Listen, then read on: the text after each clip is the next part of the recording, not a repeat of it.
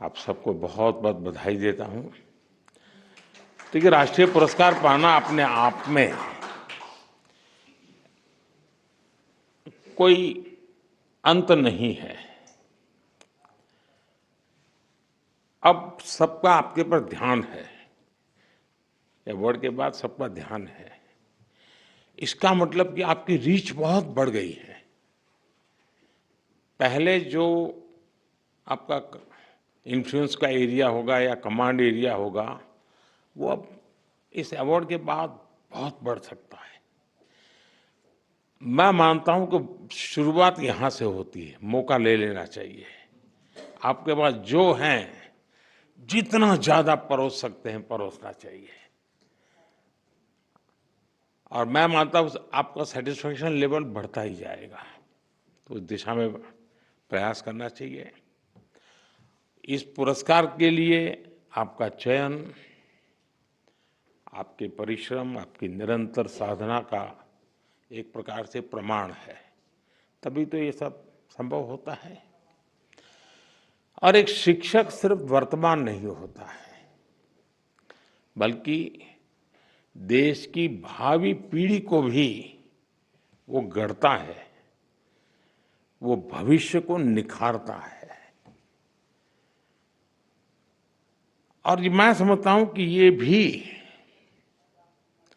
देश सेवा की श्रेणी में किसी भी प्रकार से किसी की भी देश सेवा से कम नहीं है।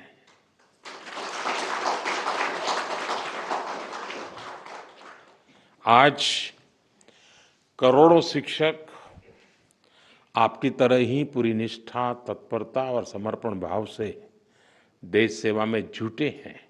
सबको यहाँ आने तक का अवसर नहीं मिलता है। हो सकता है बहुत लोगों ने प्रयास भी नहीं किया होगा, कुछ लोगों ने नोटिस भी नहीं किया होगा। और ऐसी क्षमता वाले बहुत लोग होंगे जी, बहुत लोग होंगे। और इसलिए उन सबके सामूहिक प्रयासों का परिणाम है कि राष्ट्र निरंतर उन्नति करता है।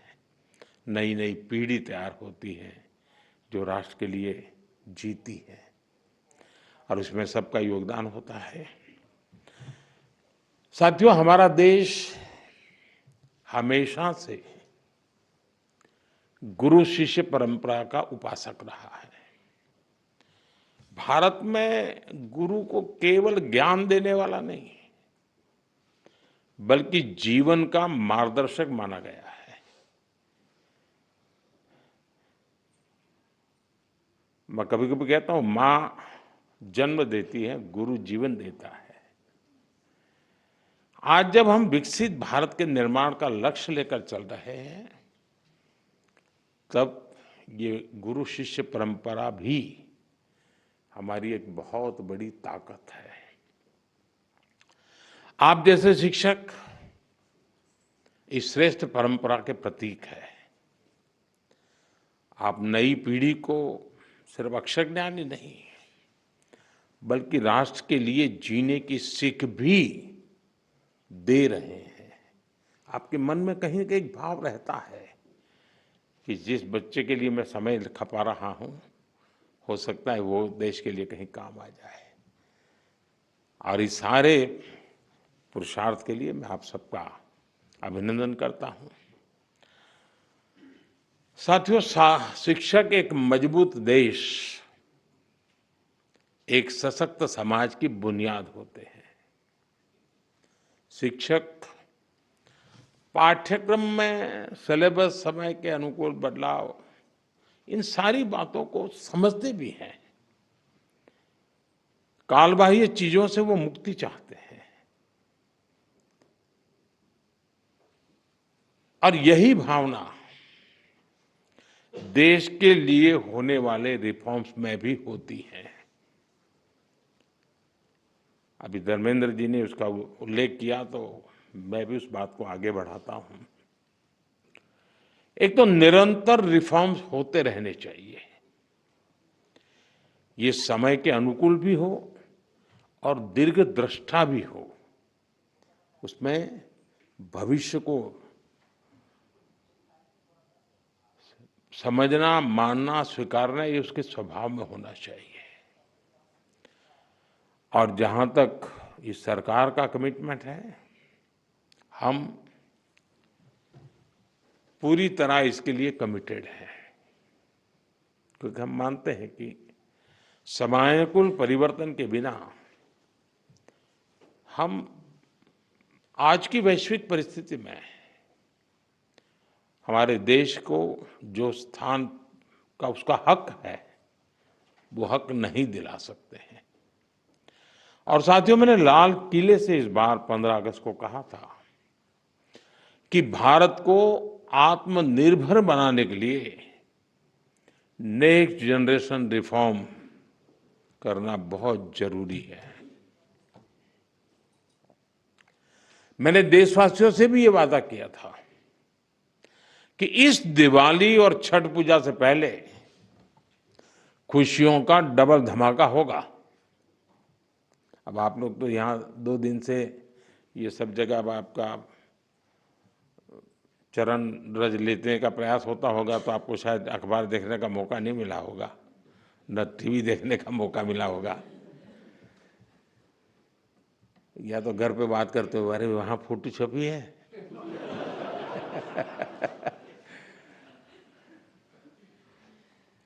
खैर, जिस भावना को लेकर हम चल रहे हैं, उसी भावना पर चलते हुए कल भारत सरकार ने राज्यों के साथ मिलकर के एक बहुत बड़ा निर्णय किया है, और ये बहुत महत्वपूर्ण निर्णय है। अब जीएसटी और भी ज्यादा सिंपल हो गया है, सरल हो गया है। जीएसटी के मुख्यतः 2 ही रेट रह गए हैं, 5% और 18%, 5% और 18%। और 22 सितंबर सोमवार, जब नवरात्र का पहला दिन है, और ये सारी चीजों का मातृशक्ति को संबंध तो बहुत ही रहता है, और इसलिए नवरात्रि के इस प्रथम दिवस पर जीएसटी का जो एक रिफॉर्म वर्जन है, नेक्स्ट जनरेशन रिफॉर्म किया हुआ, वो लागू हो जाएगा।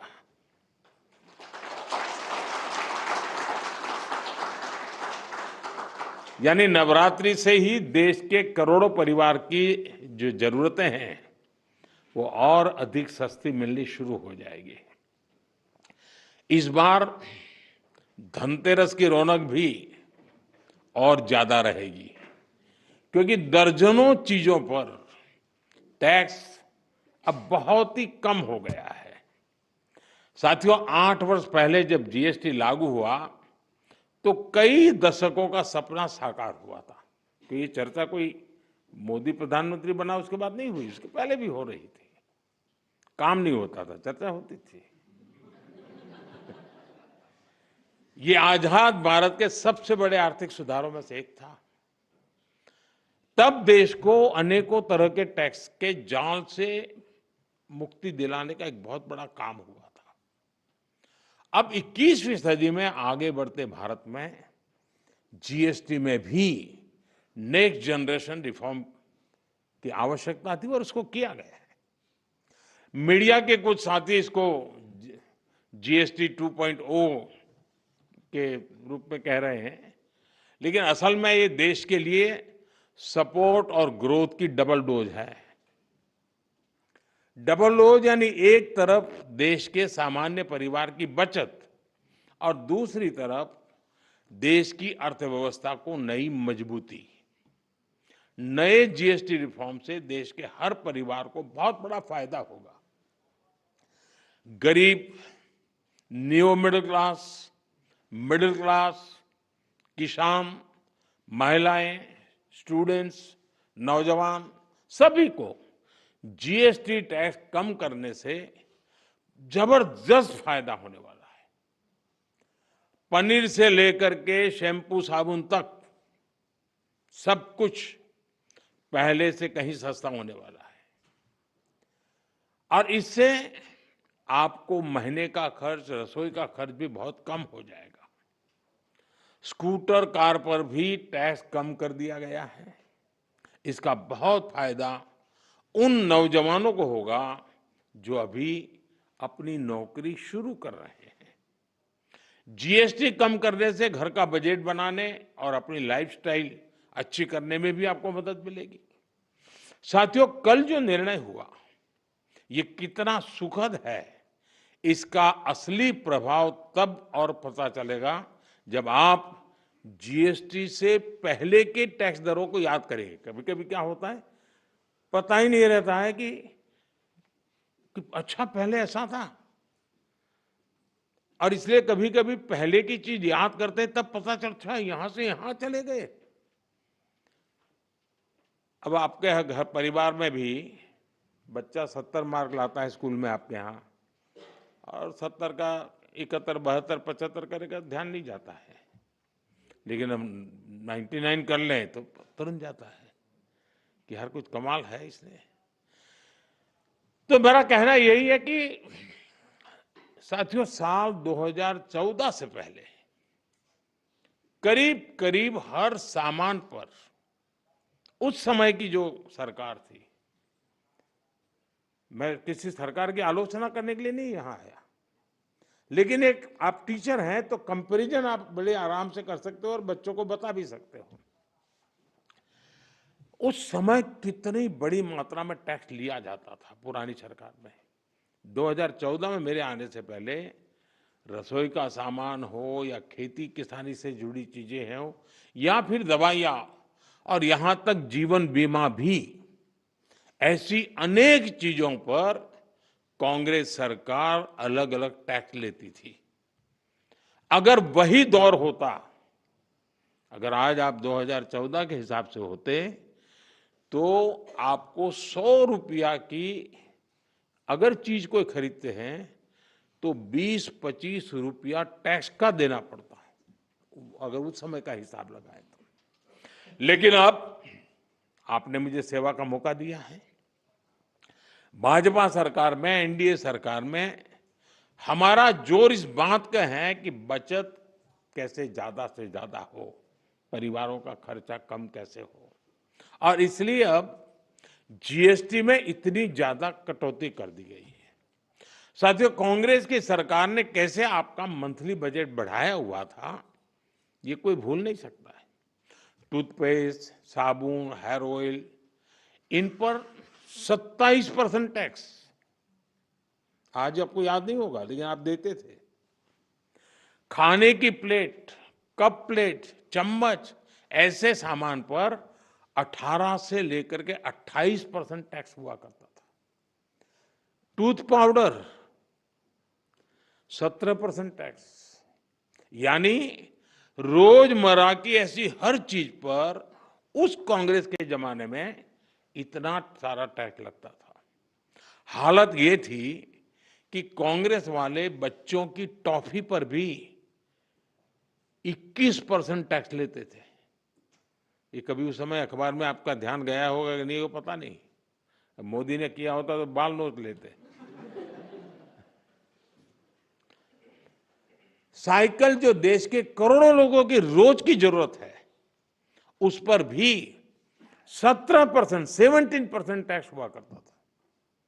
सिलाई मशीन लाखों लाख माताओं बहनों के लिए स्वाभिमान और स्वरोजगार का एक जरिया है, यंत्र है, इस पर 16% टैक्स होता था। मिडिल क्लास के लिए घूमना फिरना तक कांग्रेस ने बहुत मुश्किल कर दिया था। कांग्रेस राज में होटल के कमरे की बुकिंग पर 14% टैक्स, और उसके ऊपर कई राज्यों में लग्जरी टैक्स लगता था, वो अलग। अब ऐसे हर सामान और सर्विस पर सिर्फ और सिर्फ 5% टैक्स लगा करेगा। अब आपको ध्यान में आता है कि 5% में क्या, वरना कोई तो लिखेगा ओह अभी भी मोदी 5% लेता है। होटलों में 7,500 रुपया के कमरे के कमरों में भी 5% ही टैक्स लगने वाला है। ये काम किया है आपने काम करने वाली सरकार चुनी, वैसी भाजपा एनडीए सरकार ने किया है। साथियों, पहले अक्सर ये शिकायत रहती थी कि भारत में इलाज बहुत महंगा था।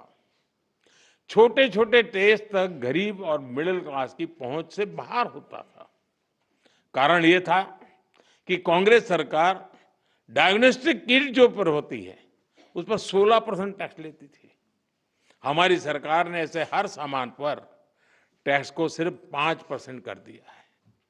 साथियों, कांग्रेस के राज में घर बनाना बहुत ही महंगा काम था।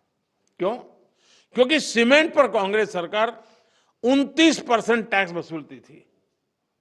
जैसे तैसे घर बना भी लिया तो एसी और टीवी या पंखा कुछ भी लाना है वो भी महंगा हो जाता था, क्योंकि कांग्रेस सरकार ऐसे सामानों पर 31% टैक्स वसूलती थी, 31%।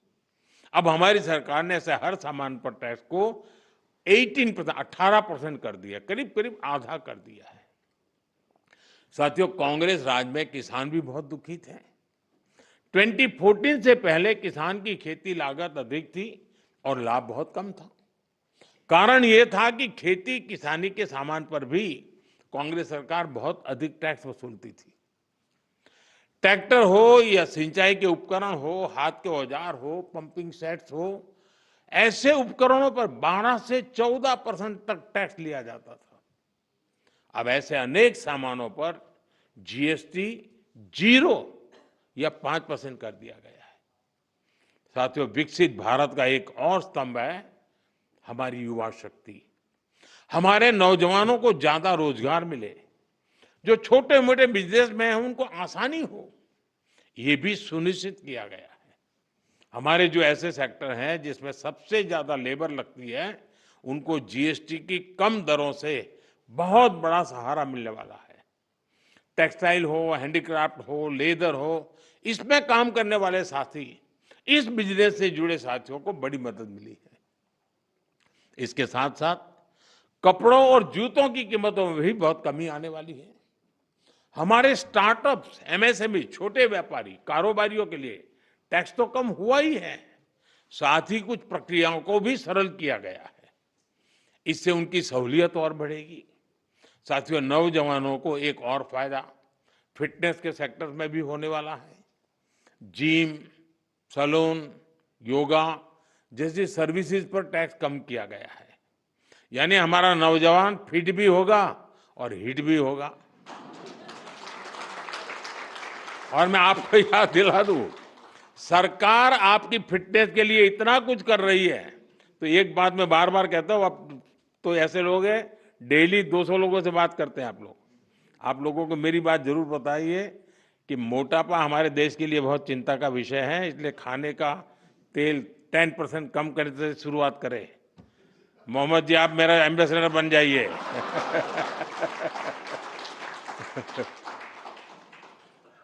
ओबेसिटी के खिलाफ लड़ाई कमजोर नहीं पड़नी चाहिए।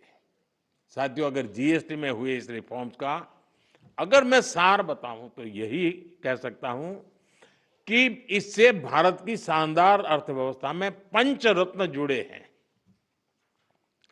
पहला, टैक्स सिस्टम कहीं अधिक सिंपल हुआ। दूसरा, भारत के नागरिकों की क्वालिटी ऑफ लाइफ और बढ़ेगी। तीसरा, कंजम्पशन और ग्रोथ दोनों को नया बूस्टर मिलेगा। और चौथा, ईज ऑफ डूइंग बिजनेस से निवेश और नौकरी को बल मिलेगा। और पांचवा, विकसित भारत के लिए कोऑपरेटिव फेडरलिज्म यानी राज्यों और केंद्र की साझेदारी और मजबूत होगी। साथियों, नागरिक देवो भव ये हमारा मंत्र है। इस वर्ष सिर्फ जीएसटी में ही कमी नहीं की गई, इनकम टैक्स में भी बहुत कम किया गया है। 12 लाख रुपए तक की इनकम पर टैक्स को 0 किया गया है। आजकल तो आप आईटीआर फाइल कर रहे हैं, तब इस फैसले का सुखद एहसास और भी अधिक होता है कि नहीं, यानी इनकम में भी बचत और खर्च में भी बचत। अब ये डबल धमाका नहीं है तो क्या है। साथियों, आजकल महंगाई की दर भी बहुत निचले स्तर पर है, नियंत्रण में है। और यही तो प्रो पीपल गवर्नेंस है। जब जनहित और राष्ट्रहित में फैसले लिए जाते हैं तब देश आगे बढ़ता है। और इसलिए ही आज भारत की ग्रोथ करीब करीब 8%, 8% है। यानी दुनिया में हम सबसे तेज गति से ग्रो कर रहे हैं। ये 140 करोड़ भारतीयों का सामर्थ्य है, 140 करोड़ भारतीयों का संकल्प है। और मैं आज देशवासियों को फिर कहूंगा, भारत को आत्मनिर्भर बनाने के लिए रिफॉर्म्स का ये जो सिलसिला चलता रहेगा वो रुकने वाला नहीं है। साथियों, भारत के लिए आत्मनिर्भरता ये कोई नारा नहीं है। इस दिशा में ठोस प्रयास हो रहे हैं। मेरी आप सभी से, देश के सभी शिक्षकों से भी अपेक्षा है कि आत्मनिर्भर भारत के महत्व का बीजारोपण, इस विचार की सीडिंग निरंतर हर विद्यार्थी में करते रहें। आप ही हैं जो बच्चों को बहुत सरलता से उनकी अपनी भाषा और बोली में भारत के आत्मनिर्भर होने के महत्व को समझा सकते हैं। और आपकी बात वो मानता भी है। आप उन्हें बता सकते हैं कि दूसरों पर निर्भर रहने से देश कभी उतनी तेजी से आगे नहीं बढ़ सकता जितना उसका सामर्थ्य होता है। साथियों, भारत के आज के विद्यार्थियों और आने वाली पीढ़ियों में एक सवाल शुरू से ही प्रचारित और प्रसारित किए जाने की जरूरत है। ये हमारा कर्तव्य है जी। मैं चाहता हूं असेंबली में भी इसकी चर्चा हो। कभी कभी तो एक प्रयोग करके देखिए आप। कभी हमें पता ही नहीं होता है कि हमारे घर में विदेशी चीजें कैसे घुस गई है, पता ही नहीं है। इरादा नहीं है कि मुझे विदेशी चाहिए, लेकिन पता ही नहीं है। बच्चे परिवार में बैठ करके एक सूची बनाएं कि सुबह उठने से दूसरे दिन सुबह तक उपयोग में आने वाली कितनी चीजें विदेशी हैं। उसे पता ही नहीं है। हेयरपिन भी विदेशी आ गई है, कंघा भी विदेशी आ गया है, पता ही नहीं उसको। जागरूकता आएगी तो कहेगा अरे यार भाई, मेरे देश को क्या मिलेगा। और इसलिए मैं मानता हूं कि आप पूरी नई पीढ़ी को आंदोलित कर सकते हैं। जो काम महात्मा गांधी जी ने किसी समय हमारे लिए छोड़ा है, अब पूरा करने का सौभाग्य हमें मिला है। और मैं चाहता हूं कि हम लोगों ने करना चाहिए। और मैं बच्चों के सामने हमेशा एक बात उनको प्रेरित करते हुए कहता रहूं, मैं ऐसा क्या करूं जिससे मेरे देश की किसी न किसी आवश्यकता की पूर्ति हो। ये चीज है मेरे देश में नहीं है। नहीं, मैं करूंगा, मैं कोशिश करूंगा, मैं मेरे देश में लाऊंगा। अब आप कल्पना कीजिए, हमारे देश में आज भी 1 लाख करोड़ रुपया का खाने का तेल बाहर से लाना पड़ता है। खाने का तेल। हम कृषि प्रधान देश हैं। या तो हमारी लाइफस्टाइल, या हमारी आवश्यकताएं, या हमारी मजबूरियां। तो ऐसी बहुत सी चीजें हैं। देश को आत्मनिर्भर बनाना ही पड़ेगा।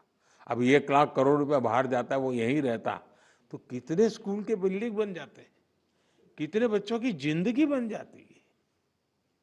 और इसलिए आत्मनिर्भर भारत की बात को हमने अपना जीवन मंत्र बनाना पड़ेगा और हमने नई पीढ़ी को उसके लिए प्रेरित करना पड़ेगा। और देश की आवश्यकता के साथ खुद को जोड़ना चाहिए। ये बहुत जरूरी है। ये देश ही है जो हमें कहां से कहां पहुंचाता है। ये देश ही है जो हमें इतना कुछ देता है। इसलिए हम देश को क्या दे सकते हैं, देश की किस जरूरत को पूरा कर सकते हैं, ये हर विद्यार्थी के मन में, हमारी नई पीढ़ी के मन में जरूर रहना चाहिए।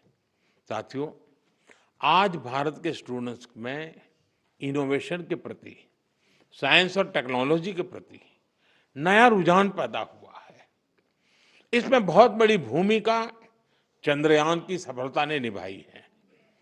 चंद्रयान ने देश के बच्चे बच्चों को साइंटिस्ट बनने के लिए, इनोवेटर बनने के लिए प्रेरित किया। अभी हमने हाल ही में देखा, स्पेस मिशन से लौटे ग्रुप कैप्टन शुभांशु शुक्ला जब अपने स्कूल पहुंचे तो कैसे पूरा वातावरण बदल चुका। शुभांशु की इस उपलब्धि में उनके शिक्षकों का योगदान जरूर रहता है, तभी तो होता है। यानी शिक्षक नौजवानों को सिर्फ पढ़ाते ही नहीं है, उन्हें गढ़ते हैं, एक दिशा दिखाते हैं। साथियों, आपके इस प्रयास को अब अटल इनोवेशन मिशन और अटल टिंकरिंग लैब से भी मदद मिल रही है। अब तक देश में 10,000 अटल टिंकरिंग लैब बन चुकी हैं। देश ने 50,000 नई अटल टिंकरिंग लैब्स को बनाने का निर्णय लिया है। इस पर भी तेजी से काम चल रहा है। इन लैब्स में भारत के नौजवान पीढ़ी को इनोवेशन का हर मौका मिले, ये आप सभी शिक्षकों के प्रयासों से ही होने वाला है।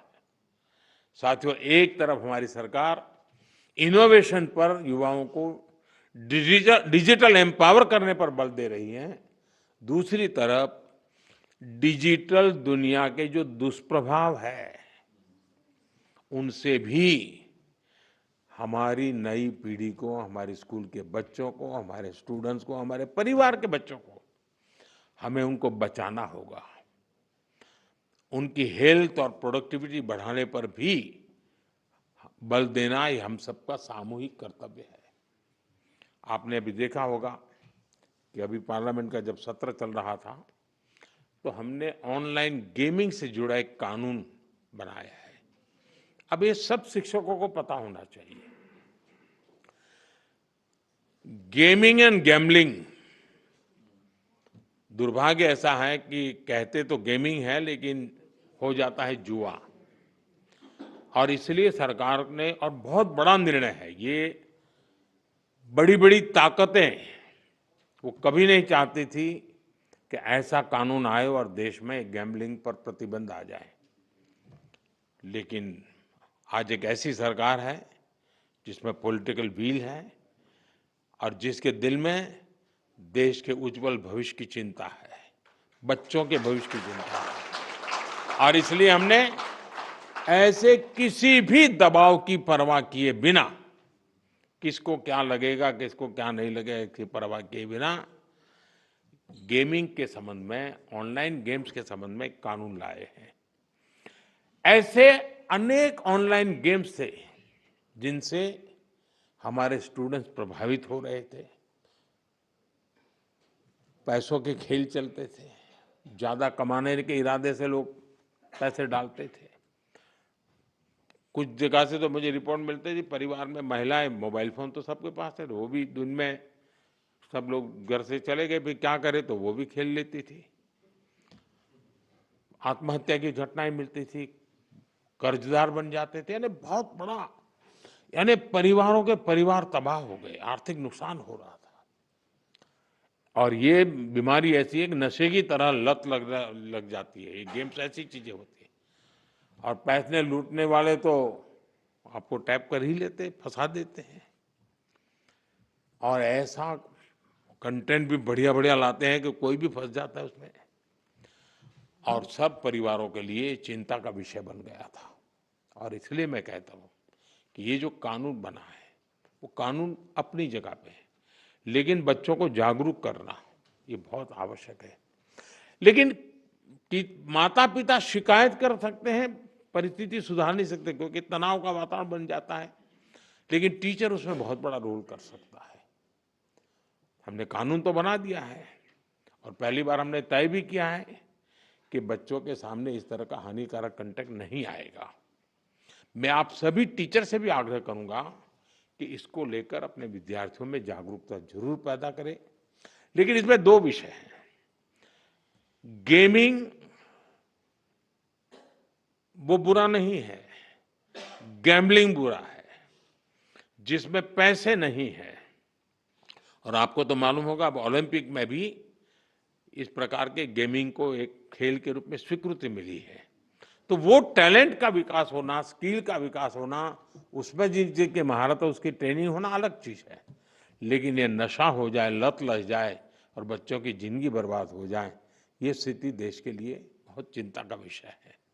साथियों, हमारी सरकार का प्रयास है कि हमारे नौजवान गेमिंग के सेक्टर में ग्लोबली अपनी प्रेजेंस बढ़ाएं। भारत में भी जो क्रिएटिव वर्क करने वाले थे, जो अपने कथा वार्ताएं उसके आधार पर बहुत सारी गेम्स बन सकती है नई। हम गेमिंग के मार्केट को दुनिया में कब्जा कर सकते हैं जी। भारत में भी अनेक ऐसे प्राचीन खेल हैं, ऐसे कंटेंट हैं जो ऑनलाइन गेमिंग की दुनिया में धूम मचा रखे रहते हैं। आज ऑलरेडी कर रहे हैं, हम और ज्यादा कर सकते हैं। कई स्टार्टअप इस दिशा में शानदार काम भी कर रहे हैं। अपने स्कूलों और कॉलेजों में भी आप इसे लेकर स्टूडेंट्स को हर जानकारी देंगे तो मैं समझता हूं कि उनको एक अच्छा कैरियर ऑप्शन भी मिलेगा। साथियों, मैंने लाल किले से, अभी आपने मुझे एक सवाल पूछा था, मैं इसकी बात चर्चा कर लेता हूं। लाल किले से मैंने वोकल फॉर लोकल, स्वदेशी अपनाने का बड़ा आग्रह किया, आह्वान किया है। स्वदेशी यानी जो कुछ भी हमारे देश में पैदा होता है, जो हमारे देश में बनता है, वो चीजें जिसमें मेरे देशवासियों के पसीने की महक है, वो चीजें जो मेरे देश की मिट्टी की सुगंध जिसमें है, वो मेरे लिए स्वदेशी है। और इसलिए, और इसके प्रति हमारा गौरव होना चाहिए। हर घर पर बच्चों को कहना चाहिए, घर पर एक बोर्ड लगाओ, जैसे हर घर तिरंगा है ना, हर घर स्वदेशी, घर घर स्वदेशी। और उसी पर हर दुकानदार अपने यहाँ बोर्ड लगाए कि गर्व से कहो यह स्वदेशी है। हमें गर्व होना चाहिए, भाई ये मेरे देश का है, मेरे देश में बनता है, ये गर्व होना चाहिए, ये वातावरण बनाना चाहिए। और लोकल के लिए वोकल होने के इस अभियान में टीचर्स बहुत बड़ी भूमिका कर सकते हैं। हमारे बच्चों को स्कूल ये प्रोजेक्ट्स और गतिविधियों में मेक इन इंडिया वस्तुओं की पहचान कर सकते हैं। खेल खेल में आप सिखा सकते हैं। एक असाइनमेंट हो सकती है जिसमें घर में जितनी भी वस्तुएं हैं, कितनी स्वदेशी है, मैंने जैसे कहा, उसका एक लिस्ट बनाए, जरा दूसरे दिन दिखाए, लेकर के आए और चलो भाई इस महीने इतनी कम करेंगे, इस महीने इतनी कम करेंगे। धीरे धीरे पूरा परिवार स्वदेशी हो जाएगा। मैं तो चाहूंगा स्कूल में से, मान लीजिए 10 क्लास हैं हमारे यहाँ, हर क्लास सुबह एक आधा घंटा प्ले कार्ड लेकर के गांव में जुलूस निकाले, स्वदेशी अपनाओ। दूसरे दिन दूसरा क्लास, तीसरे दिन तीसरा क्लास, तो लगातार गांव में वातावरण बना रहेगा, स्वदेशी स्वदेशी स्वदेशी। मैं मानता हूं देश की आर्थिक ताकत बहुत बढ़ सकती है जी। हर व्यक्ति छोटा सा भी काम कर ले, हम जो सपना लेकर के चले 2047 में देश को विकसित भारत बनाने का, और किसको नहीं लगेगा जी देश विकसित न हो, ऐसा कौन चाहेगा? कोई नहीं चाहेगा। लेकिन हमें कोशिश कहीं से करनी पड़ेगी, हमें शुरू करना पड़ेगा। साथियों, हम स्कूलों में अलग अलग तरह के उत्सव भी बनाएं, उस उत्सव में भी स्वदेशी की बात ला सकते हैं। हमने देखना चाहिए कि इनमें हम क्या भारतीय उत्पादों को साज सज्जा के लिए उपयोग में लाते हैं। आर्ट क्राफ्ट, आज में स्वदेशी सामग्री का इस्तेमाल एक वातावरण बन जाना चाहिए। ये बच्चों में बचपन से स्वदेशी की भावना बढ़ाएगा। साथियों, स्कूलों में हम ऐसे कई डे मनाते हैं, स्वदेशी डे भी मनाएं, स्वदेशी वीक भी मनाएं, लोकल प्रोडक्ट का